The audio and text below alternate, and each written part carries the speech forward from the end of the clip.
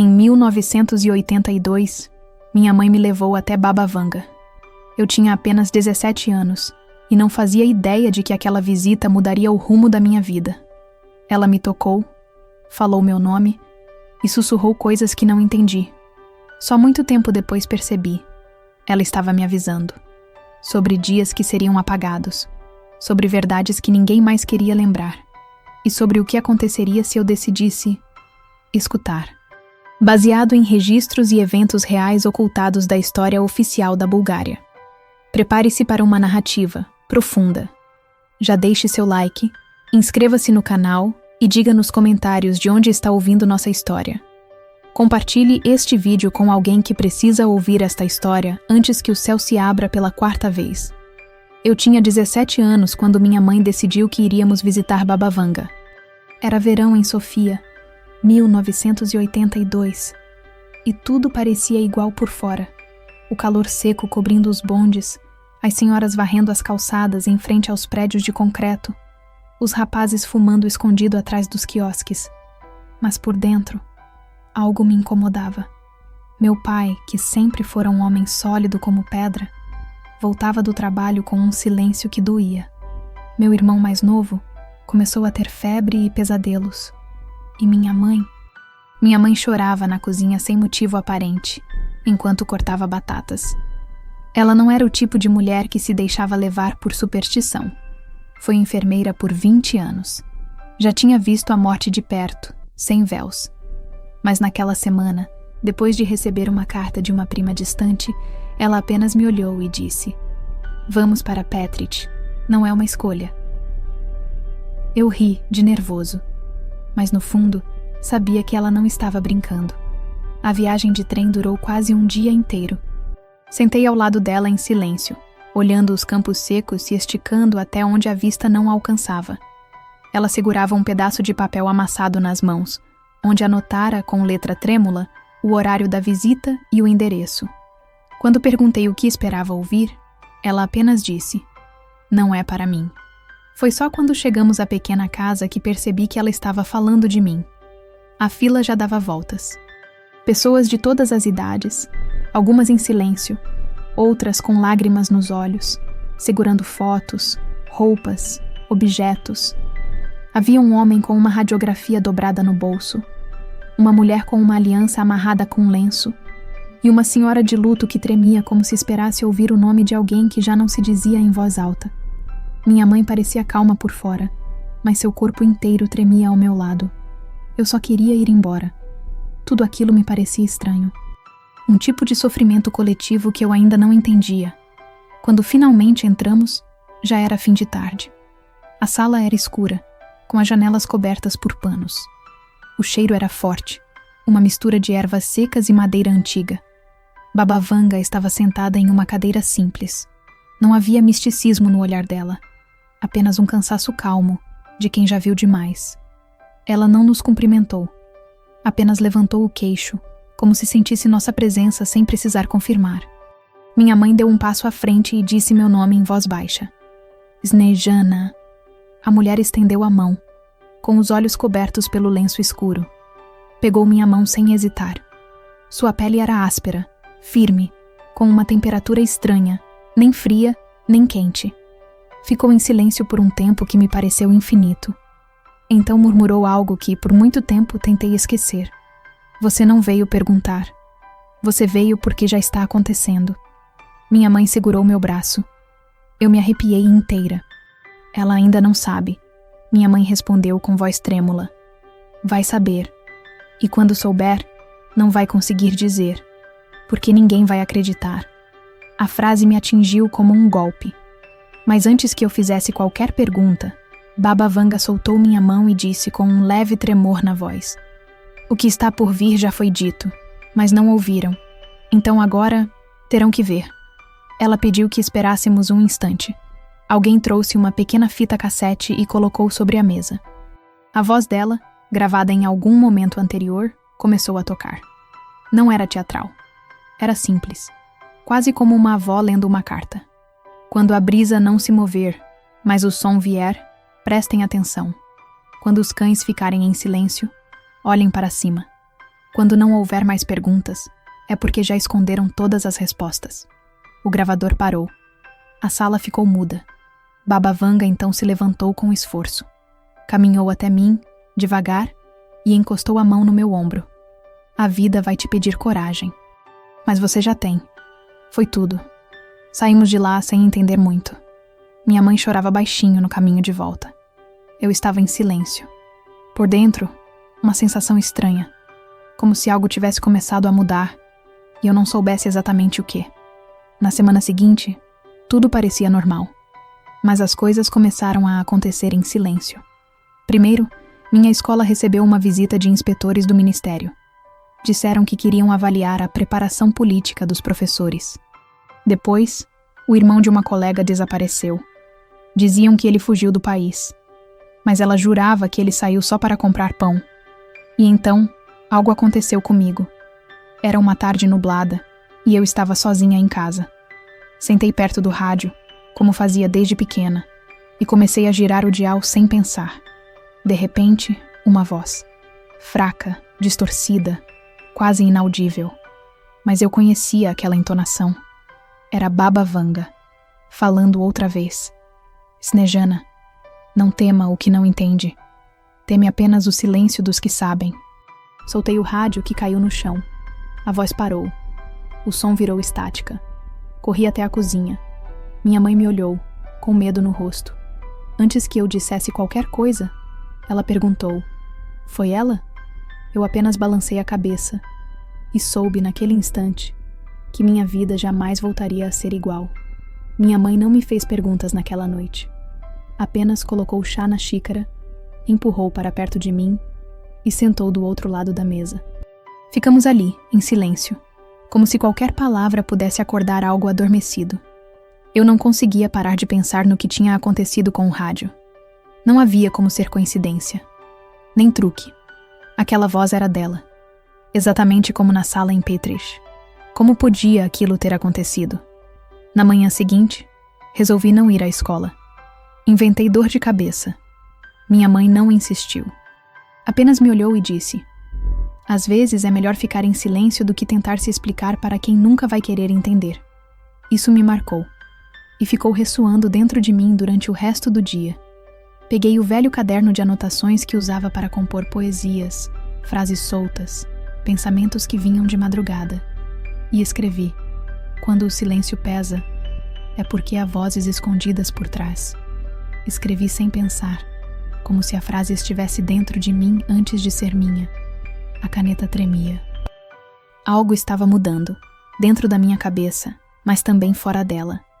Naquela mesma semana, o jornal local publicou uma nota breve, escondida no canto inferior da página. Pequena anomalia em instalação técnica ao norte de Sofia. Autoridades afirmam que não houve risco à população. Ninguém falou muito sobre isso, mas à noite, pela janela do quarto, vi um brilho no céu. Um lampejo rápido, como se um raio tivesse cortado o horizonte sem nuvem nenhuma. Na escola, notei que alguns professores estavam sendo substituídos. Os novos tinham um jeito seco de falar. Não sorriam. Evitavam responder perguntas. Um deles, um homem alto com olhos claros e expressão neutra, começou a prestar atenção demais em mim. Parecia saber que eu carregava algo que não era visível. No recreio, sentei sozinha perto das árvores, como fazia quando queria respirar longe do barulho. E foi ali que escutei de novo. A mesma voz, mas não no rádio. Era dentro da minha cabeça. Não como um pensamento. Era um som, real, tangível. Quando tudo parecer calmo, olhe para os gestos. Porque os gestos dizem o que a boca não pode. Virei rápido.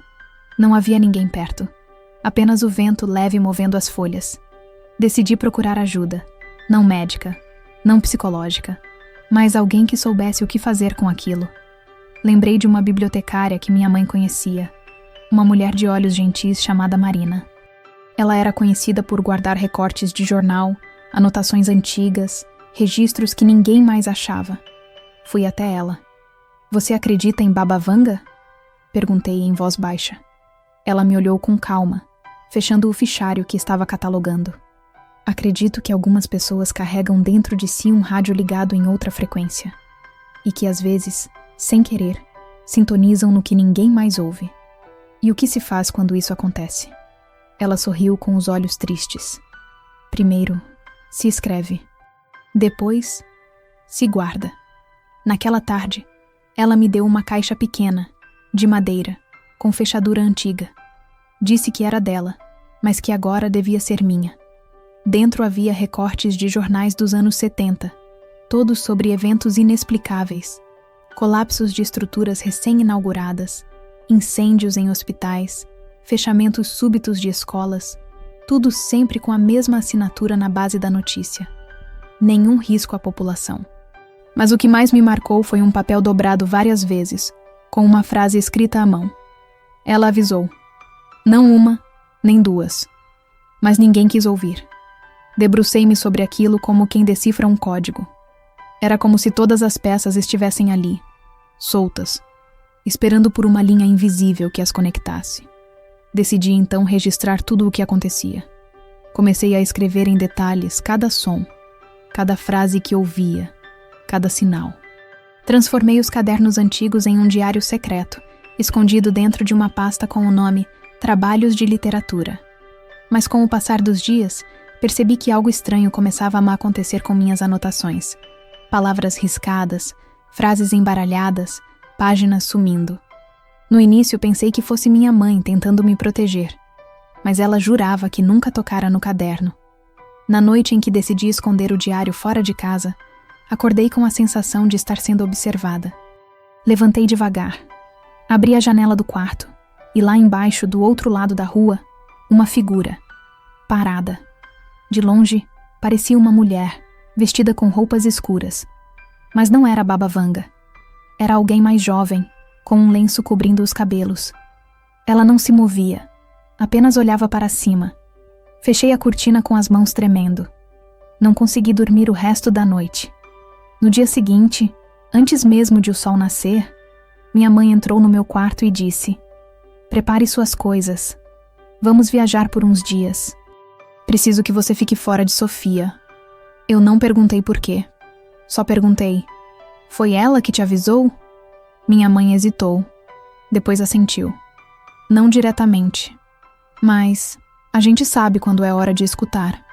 Enquanto arrumava a mala, coloquei os cadernos, as fitas de rádio, os recortes de jornal e o papel com a frase manuscrita. Eu não sabia ainda para onde estávamos indo, mas algo dentro de mim dizia que o mais importante agora era continuar ouvindo, mesmo que os outros fingissem não escutar, porque quando a verdade começa a falar, ela não grita, ela sussurra. Fomos para Velho Tarnovo, uma cidade antiga, cheia de morros e pedras. Minha mãe disse que lá ficaríamos com uma prima distante que eu mal conhecia, mas que podia nos receber por alguns dias. A casa era simples, cercada por vinhedos baixos e árvores antigas. Não havia muito o que fazer, o que para mim era um alívio. Precisava de silêncio. Precisava entender o que estava acontecendo. No segundo dia, minha mãe saiu cedo para buscar mantimentos e me deixou sozinha. Aproveitei para espalhar os cadernos no chão do quarto e tentar encontrar uma lógica nas anotações. Era como montar um quebra-cabeça sem imagem de referência. Trechos de frases ouvidas no rádio, observações de comportamentos estranhos na escola, palavras que apareciam nos sonhos. Tudo anotado com cuidado, mas ainda sem sentido claro. Mas naquela manhã, ao folhear as páginas, percebi algo que me fez parar. Uma sequência repetida. Em momentos diferentes, com dias e contextos distintos, eu havia registrado exatamente a mesma frase. Quando a pergunta não for mais feita, a resposta já estará dentro. 3 vezes, em páginas não consecutivas. 3 vezes com a mesma caligrafia, o mesmo tom. E eu não lembrava de ter escrito assim, daquela forma exata. Minha pele arrepiou. No fim da tarde, fui caminhar perto do rio. Levei o caderno, como se ele fosse uma extensão de mim. Sentei em uma pedra, ouvindo o som da correnteza e o ranger das folhas ao vento. Foi ali que vi, de novo, a mulher de lenço escuro. Ela estava do outro lado da margem, parada, olhando para mim. Era como se soubesse exatamente onde eu estaria. Mas havia algo diferente dessa vez. Ela sorriu. E então falou, não com a boca, mas de algum modo que só posso descrever como pensamento nítido dentro da minha mente. Você não está sozinha. Outros também escutam. Mas eles têm medo de lembrar. As palavras vieram com clareza. Não eram assustadoras. Eram calmas, firmes, como um aviso gentil. E então ela virou-se e caminhou para dentro das árvores, sumindo lentamente entre as sombras verdes. Voltei correndo para casa. Contei tudo à minha mãe. Ela me ouviu em silêncio. Depois pegou o telefone e ligou para alguém. Eu a vi sussurrando, cobrindo a boca com a mão. Quando desligou, ela disse apenas: "Alguém quer te ver." Perguntei quem era. Uma mulher que trabalhou com Baba Vanga. Uma tradutora. Antigamente ela anotava tudo o que era dito durante as visitas. Mas depois, sumiu dos registros. No dia seguinte, fomos até Plovdiv. A mulher morava num bairro simples, em uma casa antiga, com paredes esbranquiçadas e janelas baixas. Seu nome era Catarina. Quando abri a porta, fui recebida por uma senhora magra, com olhos escuros muito vivos e uma voz firme. "Você é Snejana?" Assenti. "Eu sei quem você é. Ela falou de você. Há muito tempo." Meu corpo gelou. Entramos. A casa era silenciosa, coberta de objetos antigos. Livros empilhados, calendários apagados, tapeçarias nas paredes. Catarina me guiou até uma pequena sala nos fundos, onde havia uma mesa com papéis cuidadosamente dobrados. Ela tirou um deles e me mostrou. Era uma transcrição, datilografada, com anotações feitas à mão nas margens. No topo lia-se: "Visita 14 de junho de 1976. Menina dos olhos tristes." Ela falava em imagens, não em nomes, mas as descrições batiam. Uma adolescente que voltaria quando o ar parasse de se mover, que ouviria através do rádio e que guardaria palavras que ninguém mais se lembraria. Catarina me entregou outra folha, dessa vez com uma frase: "Ela virá de Sofia e trará dentro de si a pergunta que todos fingem ter respondido." Eu não sabia o que dizer. Apenas olhei para minha mãe. Ela estava emocionada. Nunca a vi daquele jeito. "E o que eu faço com isso?" perguntei. Catarina pegou um pequeno gravador de bolso, o mesmo modelo que eu vira na casa de Baba Vanga, e me entregou. "Grave. Tudo. Porque se você esquecer, eles vencem." Voltei para Tarnovo naquela noite com o gravador dentro do bolso e um peso novo no peito. Não era medo. Era responsabilidade. Comecei a registrar o que via, o que sentia, o que sonhava. Tudo. E quanto mais gravava, mais as conexões se formavam. Certa noite, sonhei com uma estação de trem. Eu esperava um trem que nunca chegava. Ao meu lado, uma criança. Ela me entregava uma fita e dizia: "Eles apagaram a estação, mas os trilhos ainda estão lá." Quando acordei, escrevi essa frase. No mesmo instante, o gravador que estava desligado sobre a cômoda ligou sozinho e gravou apenas uma única frase: "Continue, mesmo quando ninguém mais quiser ouvir." Depois daquilo, tudo passou a girar em torno do gravador. Eu o carregava para todo lugar, como se fosse uma extensão do meu corpo. Comecei a falar sozinha, em voz baixa, mesmo nas ruas, descrevendo o que via, o que sentia, o que lembrava. Era como se cada frase registrada me aproximasse um pouco mais de uma verdade que vivia escondida nos detalhes do cotidiano. As pessoas ao redor não percebiam, ou fingiam não perceber. Era difícil saber. No quarto da casa em Tarnovo, comecei a montar um mural com fios e papéis. Catarina havia me dado outros documentos. Algumas transcrições, pequenos bilhetes com frases soltas, notas datadas com horários estranhos. Em muitos deles, repetia-se uma expressão enigmática: "O dia em que ninguém viu." Aquilo me fascinava. O que significava um dia que passou sem testemunhas? Conversei com minha mãe. Ela hesitou, mas depois de um tempo me contou algo que guardava há anos. "Em 1974, eu estava grávida de você. Naquela época, uma amiga minha trabalhava em uma escola técnica na periferia de Sofia. Certo dia, os alunos foram dispensados mais cedo. Ninguém explicou. Os funcionários foram evacuados. E por dias ninguém falou no assunto. Nem na imprensa, nem nas reuniões. Quando ela tentou perguntar, perdeu o emprego. Foi chamada de instável, de perigosa. Ela abaixou os olhos. Mexia nas mãos como se procurasse coragem entre os dedos. Eu fui até lá depois. Queria entender, mas havia guardas. A rua estava interditada, e um dos soldados me disse sem olhar nos olhos: "Hoje não houve dia nenhum, senhora." As palavras me cortaram por dentro. Era isso. O dia em que ninguém viu não era uma metáfora. Era literal. Um dia apagado. E Baba Vanga sabia disso. Na manhã seguinte, coloquei todos os recortes e áudios que consegui organizar dentro de uma caixa. Decidi voltar para Sofia. Precisava confirmar com meus próprios olhos que aquilo tudo não era imaginação. Minha mãe hesitou, mas não impediu. Me deu um abraço forte, como quem segura alguém por dentro. Voltar para Sofia foi como retornar a um lugar conhecido com outros olhos. A cidade estava igual, mas eu já não era a mesma. Passei pelos mesmos lugares de sempre. A escola, a praça, o velho prédio do ministério onde meu pai costumava trabalhar. Mas tudo parecia um pouco mais silencioso, como se as paredes soubessem o que esconderam. Fui até a escola onde a tal evacuação teria acontecido, segundo o relato da amiga da minha mãe. Hoje era um centro cultural.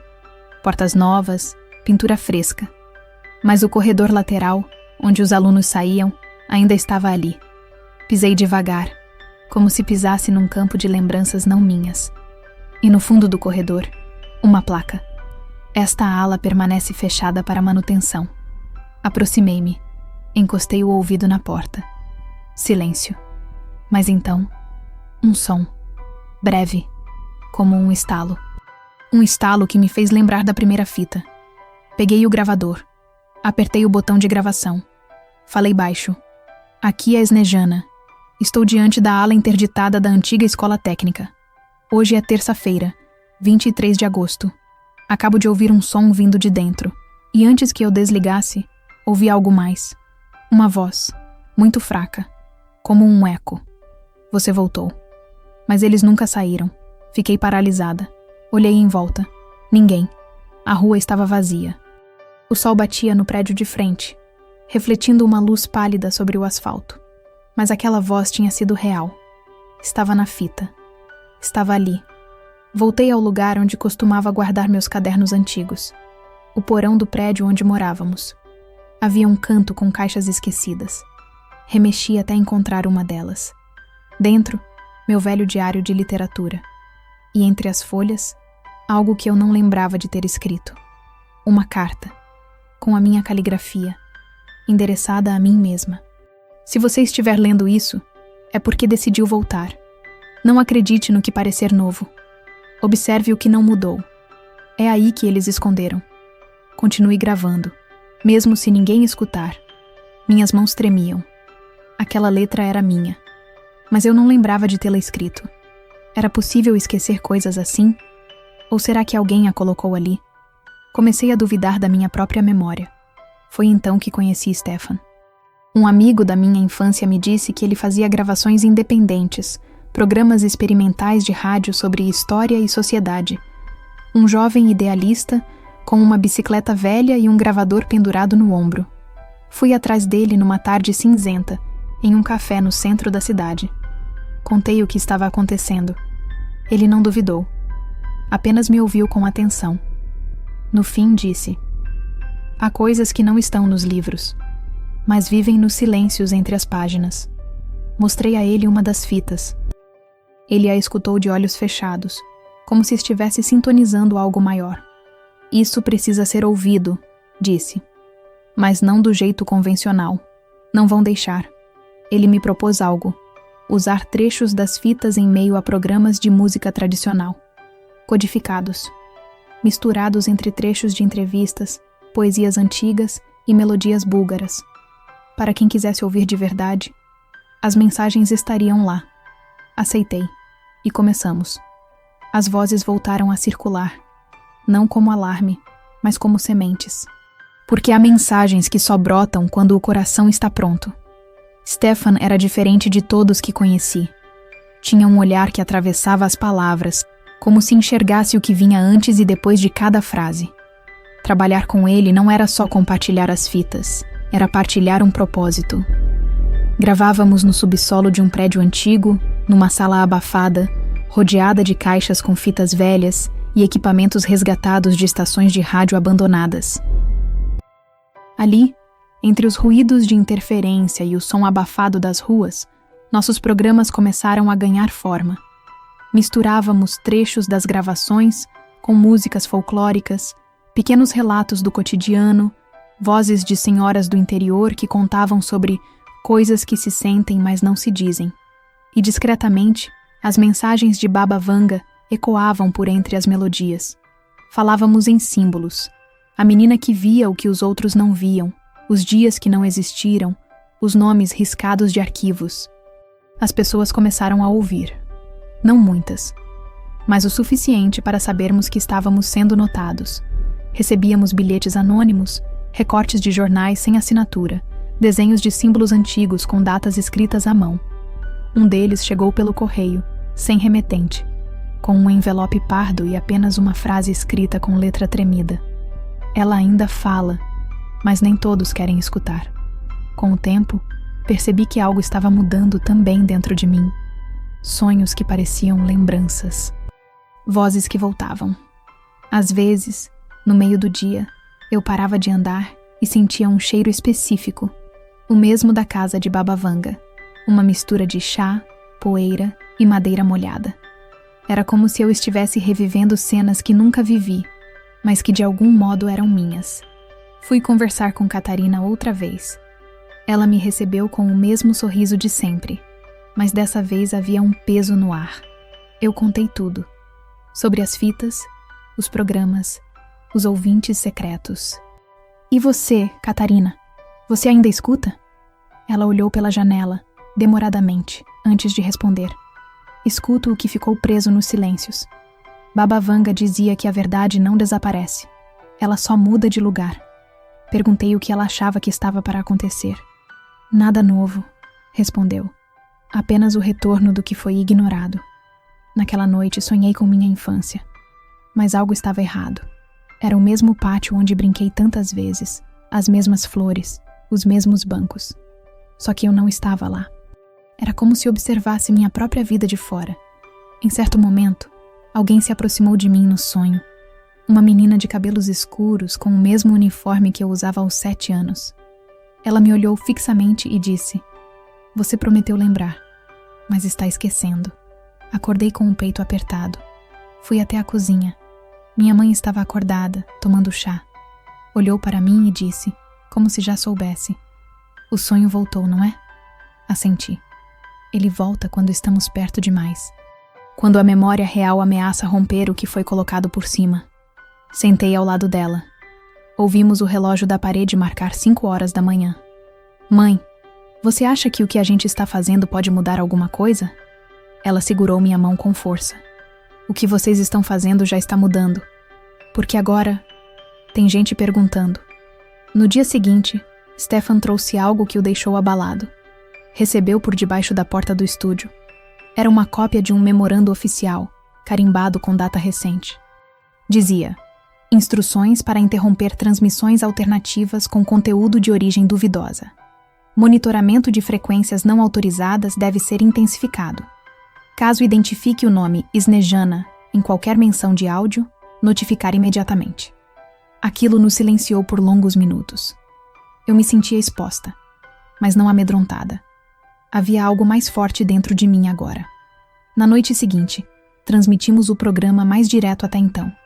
Sem disfarces, sem símbolos. Stefan abriu o microfone e falou com voz clara: "Este é um chamado à escuta. Nem tudo o que foi esquecido deve continuar calado. Nem todo nome apagado está morto. E nem toda voz precisa de permissão para falar.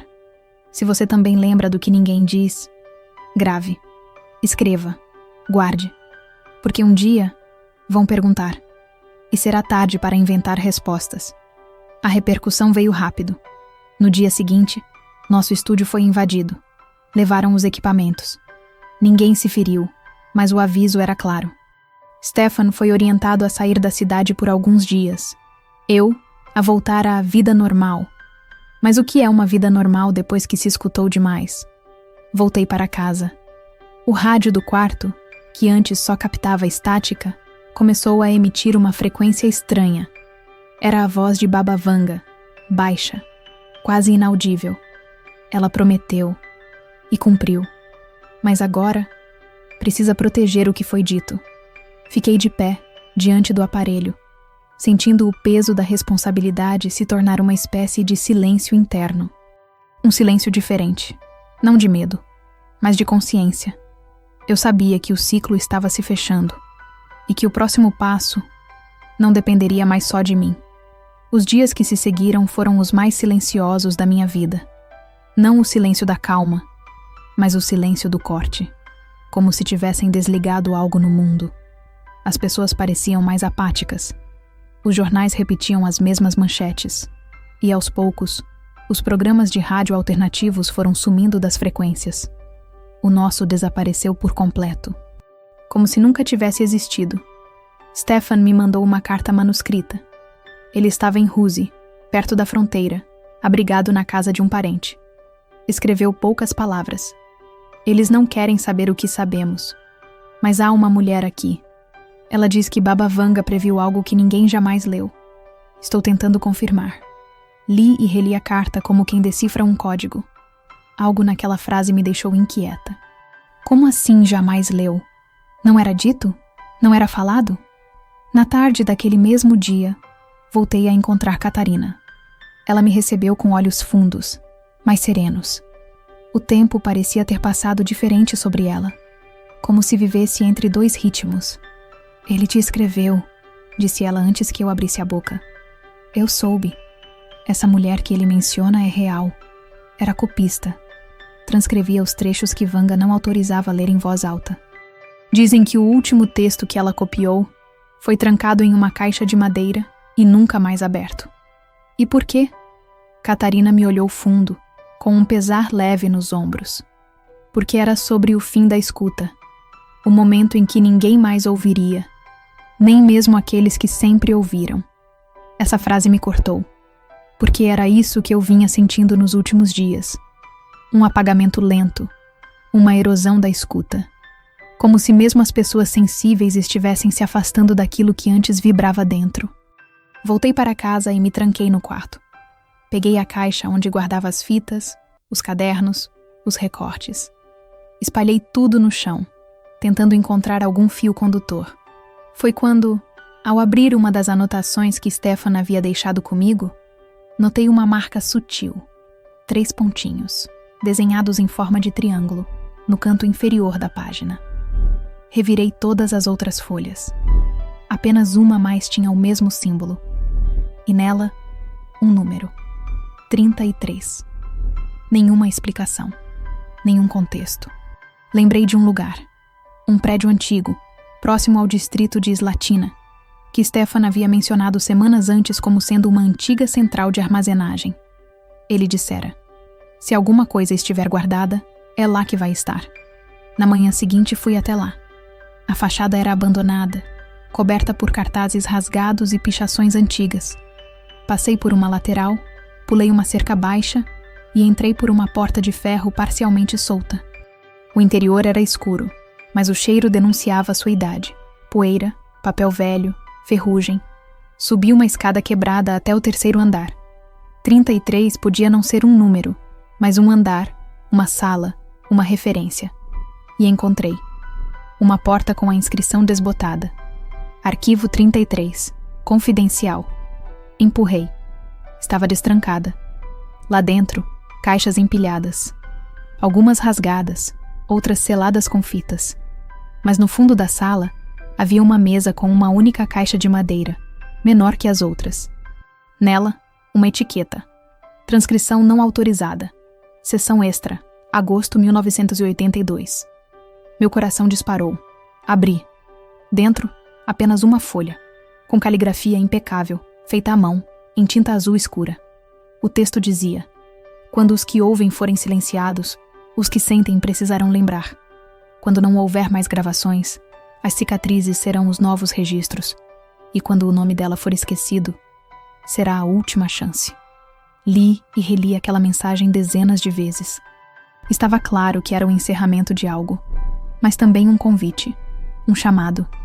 Aquele papel havia esperado 40 anos para ser lido por alguém, e esse alguém era eu. Guardei a folha junto ao coração e saí devagar, sentindo o tempo pesar em cada passo. O sol batia de forma estranha naquela tarde, como se eu caminhasse dentro de um sonho que não era meu. Voltei para casa com um único propósito: reencontrar Stefan. Naquela noite, minha mãe me chamou até a sala.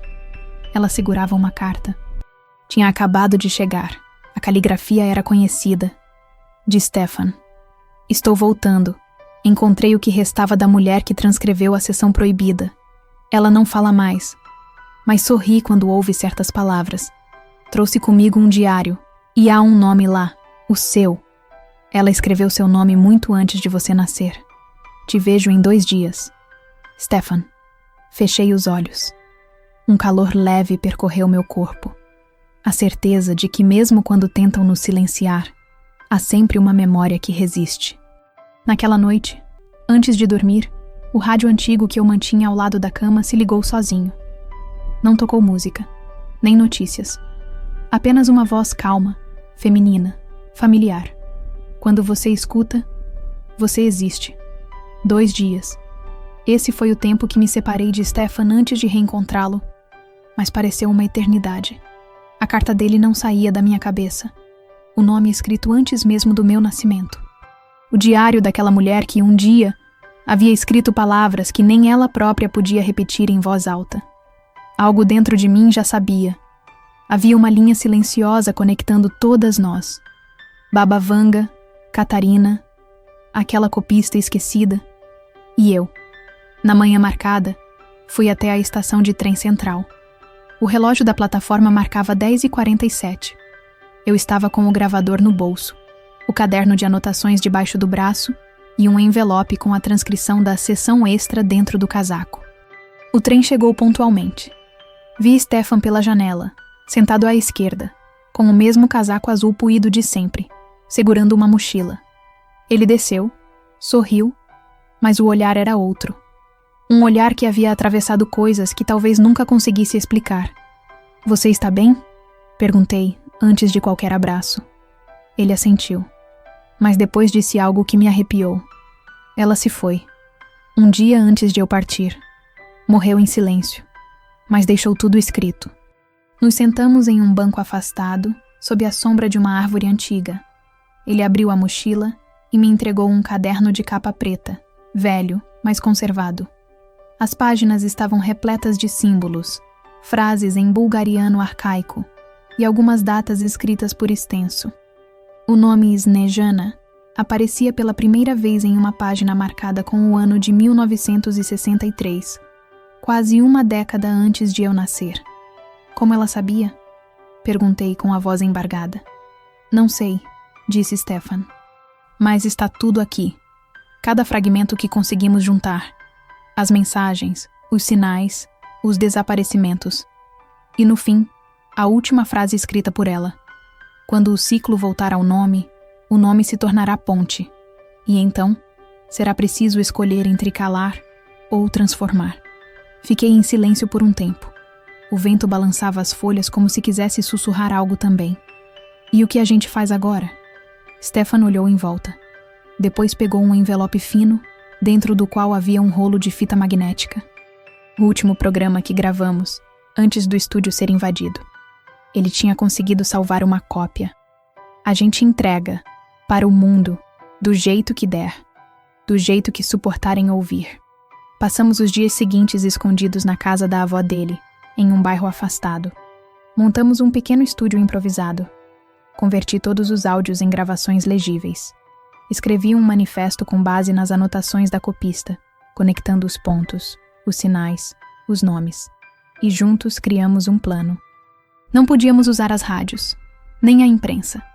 Mas havia jovens por toda a Bulgária espalhando panfletos, poemas, fitas, páginas datilografadas com mensagens codificadas. e decidimos somar a isso. Produzimos 3 cópias físicas completas: caderno, áudios e manifesto. Uma seria enviada para um professor da Universidade de Plovdiv, que, segundo Catarina, mantinha um arquivo não oficial de documentos que não deviam existir. Outra foi para Rose, onde um grupo de professores secundaristas mantinha uma rede informal de informação paralela, e a terceira guardamos comigo. Na véspera da entrega, fui visitar Baba Vanga novamente. Não a encontrei.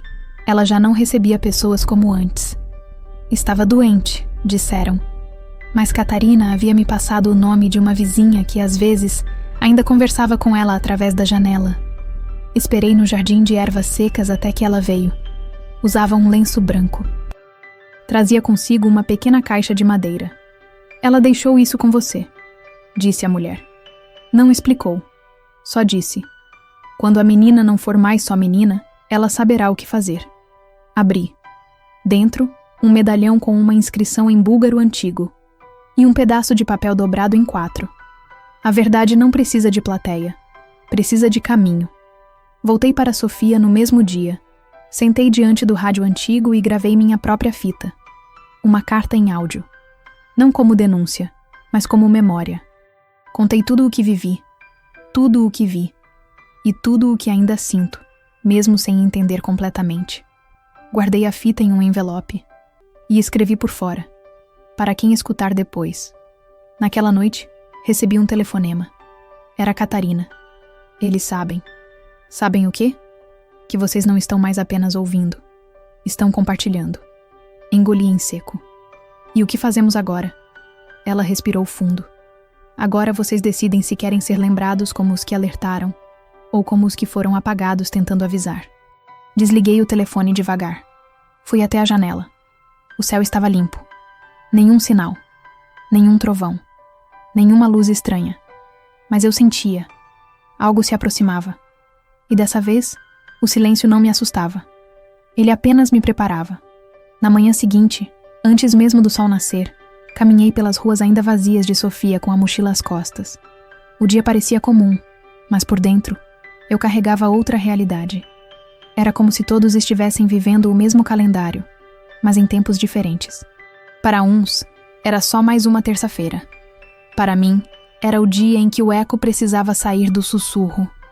Entregamos os pacotes, cada um com instruções claras. Não era sobre denunciar. Era sobre lembrar, guardar, passar adiante. Era sobre não permitir que o silêncio virasse o último capítulo daquilo que ainda pulsa.